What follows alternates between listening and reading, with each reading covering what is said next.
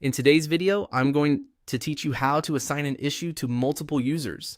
If you're working in Jira and need more than one person involved in the same issue, this process is quick and easy once you know where to click. Assigning multiple people can be helpful when a task needs collaboration, visibility, or shared responsibility across a team. I'll walk you through the exact flow so you can follow along smoothly. To begin, open your project and go to the issue or board area where you want to manage the people involved. On the project screen, look for the person icon. This is the control used to add people to the issue. Click that person icon to open the assignment or people selection panel. Once that panel is open, you'll see a field where you can start entering user information.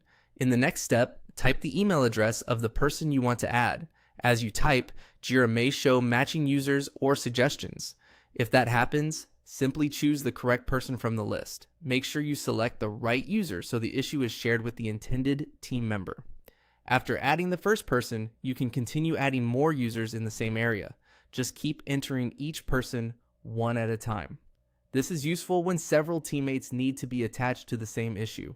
Take a moment here to confirm each name as you add it, especially if your workspace has users with similar names or roles. That small check can help avoid confusion later. When you've finished adding everyone you need, click on Add Person to confirm the selection. This final step applies the changes and updates the issue with the users you've added.